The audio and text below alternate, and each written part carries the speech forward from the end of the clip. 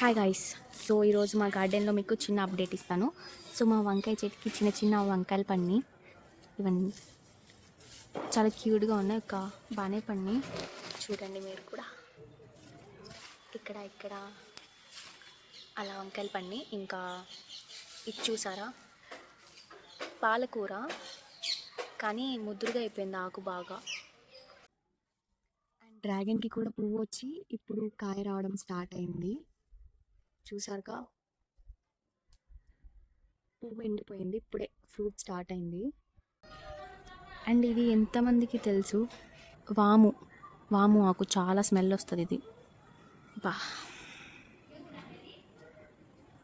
And ఇక్కడ చూస్తే మీరు పచ్చిమిర్చికి కూడా పూత రావడం స్టార్ట్ అయిపోయింది.